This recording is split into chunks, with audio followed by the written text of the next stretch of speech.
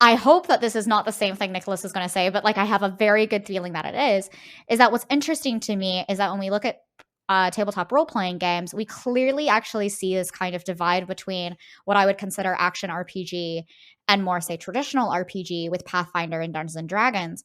Is that Yeah. Dungeons and Dragons very much has that, you know, the way your personality matters, how you want to interact with people. And honestly, like in Critical Role is a great example of that personality driven gameplay Yeah. where like the story and your actions that you take, and Dungeon World is an even further step along this line, that it doesn't really matter like what actions you take as long as you're being as heroic as possible. But Yeah. in Pathfinder, I actually see this more synonymous with the character sheet, like you're talking about, Nicholas, where in Pathfinder, my central storytelling moment that I remember vividly was when I somehow triggered fear in an enemy that was kicking our asses, but my crossbow bolt did 1 extra point of damage, which made them flee. Like because the encounter, right, told them to flee when they took an amount of like some A certain amount of amount of damage. damage. Yeah. And that's very like ARPG. It's very mechanics driven. It's very Yeah. systems driven. You don't really care what your personality is. Like that doesn't actually affect the plot. It doesn't affect your character Yeah. so much as like that's all actually theater. That's really theater of the mind. That's really in your head. So Yeah. when I look at things like talent trees and the inventory system where you're kind of an assemblage of these like weapons or gear items, right? Um, or like it doesn't really matter who you play, that's kind of where I see, yes, if this is what an RPG is, then Diablo 4 is absolutely, right, a role playing game because Yeah. you've given this role. The role has a specific amount of weapons and abilities given to them. And you actually determine and choose different skills, which determine then how, right, you affect the world because the main way you affect the world is through action combat. Yeah, but we do have one more plank to this argument though, because one of the problems that you run into is if you go too far down the like explanation for mechanics and like systems, is then basically every adventure game turns into an RPG. Like Oh, yeah, literally, like every all game. of them become it. So like then what is it? What is distinct about RPGs then? And so the other thing that we identified from like the sort of the lineage, if you will, of like so how RPGs developed over time is this idea of sort of like the bond, for lack of a better term, that is created between the player and the character that they create, and a kind of sense of ownership. In the past, we have described this transformation as subjective progression because the idea is that sort of like the subjectivity of the player is changing over time. Their feelings about their character changes over time. They become more or less attached, or they or sort of like things evolve, and that is a kind of progression. It's not, you can't find it anywhere in like the mechanics or in like skills or in systems. Like you can't find it in any of those things. You only find it in the way in which sort of like the player, through like constantly using this character and living with this character, they themselves develop over time. And so it makes sense to think about character progression as something that is sort of like the center of role play, because what is role play? It is a human being taking on a particular persona. And so the persona is represented by, the character or the character sheet or however you want to define it. But then you need that other half. You need the human being. And so like how the human being factors into that is important. And this is actually what helps you distinguish it from, say, something like, I don't know, playing Tomb Raider, because that character is not something of your own creation. It's something that is very like, I guess you could say, aesthetically and psychologically separate from you, or like Yes. there's a greater degree of separation.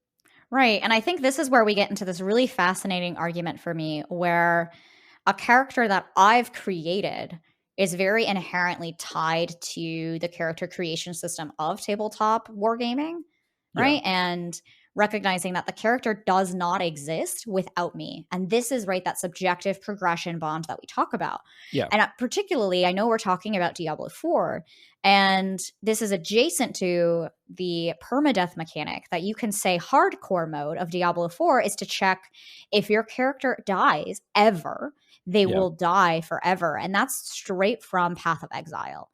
I have never seen my partner stressed. They're incredibly chill, super able to handle things until they were playing that Path of Exile campaign where they had to get a character to level 90 without ever dying on the permadeath mechanic. And Yeah. like that's what caused them to not sleep well. They were Yeah. like, I'm gonna die.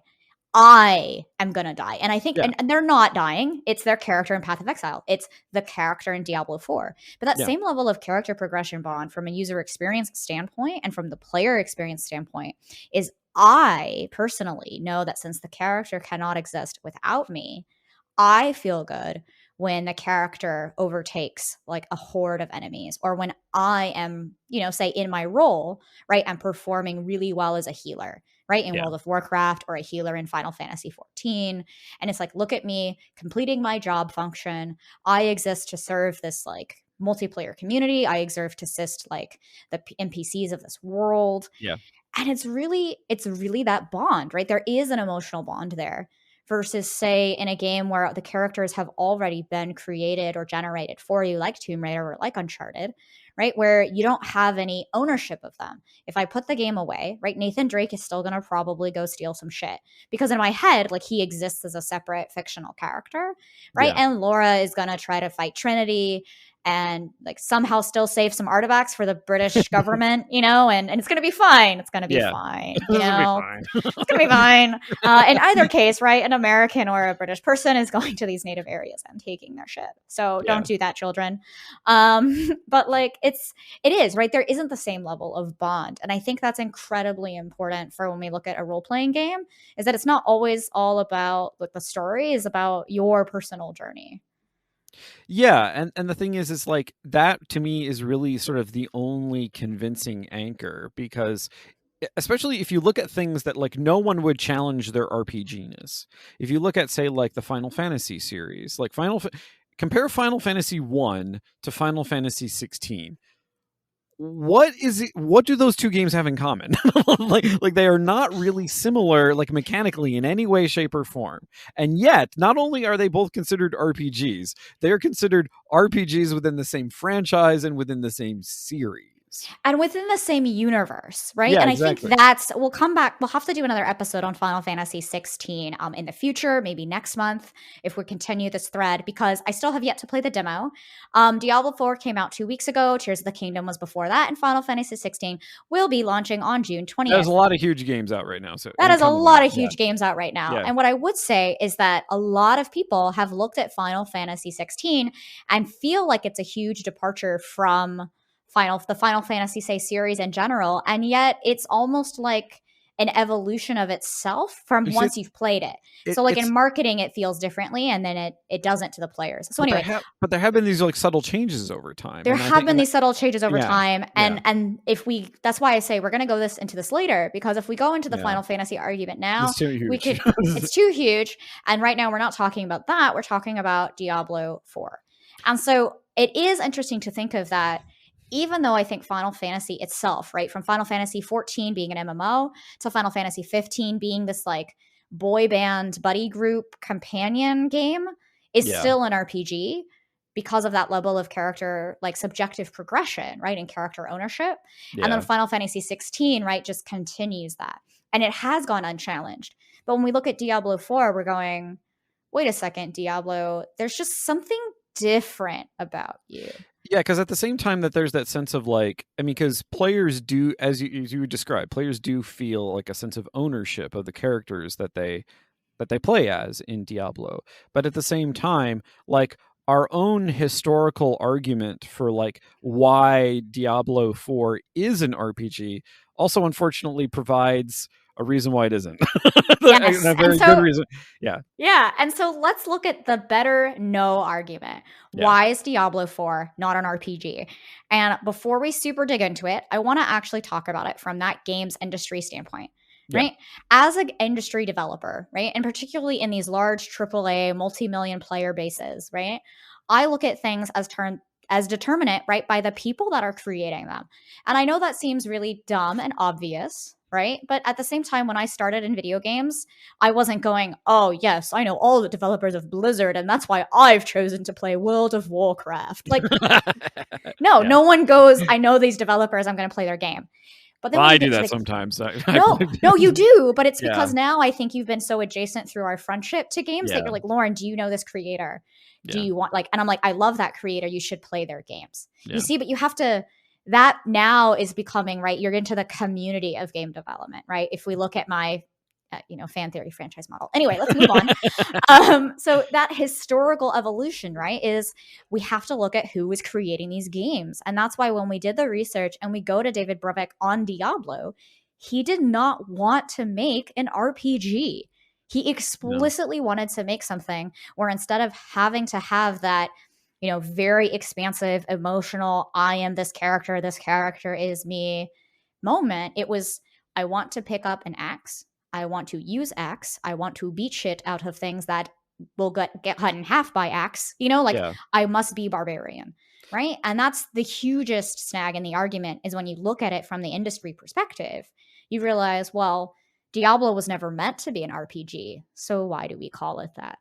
Yeah, and because the thing is, like in that instance, when you choose barbarian in Diablo 1 or Diablo 2, you're not choosing a role that you want to inhabit and that you want to flesh out. You are choosing an assemblage of characteristics. Yep. And whereas if you choose Necromancer, you are choosing a different assemblage of characteristics. And that through line is still kind of there in all of the Diablo games, even though Brevik didn't really have much creative involvement. And part of the reason for that is that, like, if you're going to make a Diablo 3 after like the huge like runaway success that Diablo 2 was, like it's got to resemble Diablo 2 in some important ways. And one of the most important is sort of like the procedurally generated nature of much of the content of the things that you actually do in game. Like Diablo 1 was almost entirely, aside from the town that sort of sits above the levels that you go down to descend into hell, was almost entirely procedurally generated.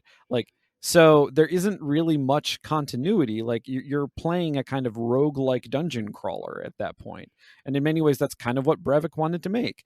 And Diablo 2, while it adds a little bit of a kind of narrative gloss onto that, it's really sort of a refinement of that basic principle, because replayability was sort of like a central concern there. And the way they approached replayability was through random generation.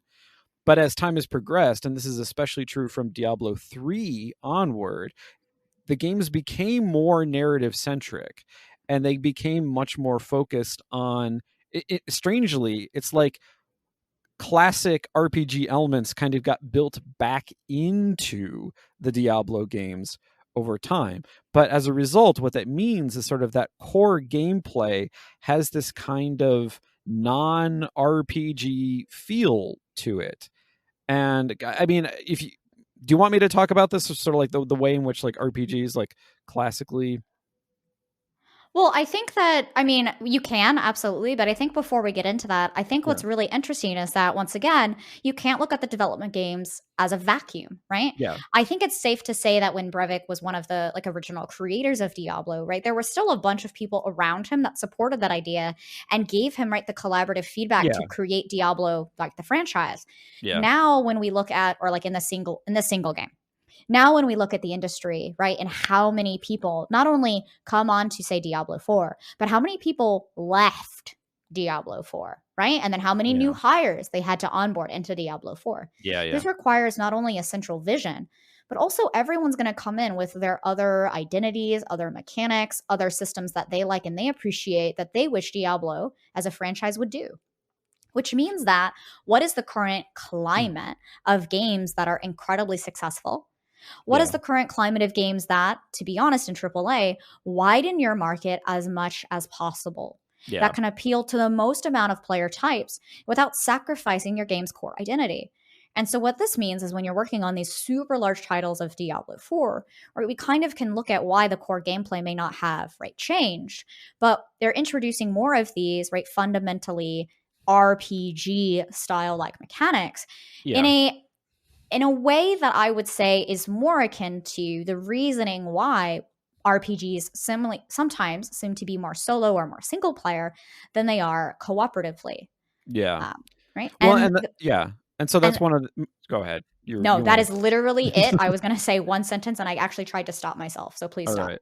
So one of the things that going back to sort of the historical argument is that if you think about classic RPGs, there's a point to be made here about the extent to which you can even make a video game RPG. And one of the reasons for this is because if you look going all the way back to sort of like the classic like computer role playing games, they're very single player focused. Whereas like the point of role play, like okay, let's like take the concept of role play out of games for a second. When you're doing role play just like as part of say like a workshop, or I don't know, in the bedroom or whatever, like you have to do it with other people. Like the whole point is that it is a social phenomenon. So there's this weird contradiction that you have to deal with, which is then like, what is what is the role play context in an entirely single player campaign, which is what like those classic like video game RPGs were. It was only much later that you got this sort of social element that was sort of like bolted back on after the fact. And Lauren and I have talked about this before, so this isn't like a new thing that we're bringing up. But like, so then like, not just Diablo, but any video game RPG has to deal with this problem. And I think in many ways, like, there is multiplayer in like modern Diablo and Diablo 4. In fact, one of the things that they were trying to focus on in terms of development was creating a game that wasn't just for PC, that could be used on a wider variety of systems, a game in which you could do couch co-op. And so with all of that in mind, it's sort of like the social aspects of role play got sort of reintroduced, but not in that classic form, not in that form of like, I'm sort of like, there's no call and response with other players. There's no sense of like, you know, yes anding. There's no like improv, and not just improv in terms of sort of like the more quote unquote RP aspects, or sort of the more like theater of the mind aspects of role playing games, but also in terms of combat encounters, because you know, you see what other players are doing in terms of like how they're engaging a dragon. Like, oh wait, like they used a spell that causes this particular vulnerability on the dragon. Now I should actually react to that. I should yes and their combat tactics through my own. Like that is a role play like feature as well. And so like when we get to then to video games where there's so much focus on like Twitch mechanics in particular, you end up in this realm where like that sort of more deliberative, contemplative, like you're both like playing the game, but you're also observing what other people are doing, and so you have to like think about what action you're going to take. Like that is central to role play as well. And the thing is, like, Diablo really doesn't have that. It And just it can't in many ways. yeah, and like just so that like for anyone out there is going like, yeah, but Nicholas keeps talking about the way that you react to players playing is a role play. The way you react to the enemy types is a role play. And I Yeah. think what's interesting is that yes, the answer is yes. But what it comes down to is how much of that do you actually need to do? Yeah. In a traditional, say, role playing game, and I'm going to go both single player and multiplayer here, is that if it's tabletop or if you are playing kind of a cooperative turn based game, like, say, Divinity, right? Yeah. Original Sin 2, the gameplay there is very deliberate. You have to plan and set up each attack. Ideally, even if, say, you don't have that character bond, or, right, in Divinity, you can choose, right, to play a character they've already generated completely for you, Yeah. which is also why we want to talk about Diablo as this is the no argument. Because comparing Diablo 4, right, where 2, Divinity Original Sin 2, you get to see that in Diablo 4, it doesn't really matter what class you choose depending on your other heroes, like I would say, or your other characters. If you're all necromancers, like you're kind of overstacked in once, but it's kind of like the haha, we're playing four wizards, this is hilarious. It's not the Yeah. best, say, party composition, maybe for that encounter mechanically, but I mean, it doesn't, you could still, right, play that way. If you had four builds, I think in a more tactical game like Divinity Original Sin 2, where you're all doing physical damage Yeah. or you're all doing magic damage, in Divinity, the system, right, works against you and saying, hey, this person has magic armor and you guys, no one does magic damage, but you have to get through their magic armor in order to just defeat them at all. Yeah. Okay, guys, we're screwed. And then you have to create a plan socially to now combat that, Yeah. even if the characters have already been chosen for a divinity. But in Diablo, the mechanics and systems don't necessitate that type of deliberation, right, Yeah. with your other party Exactly. members.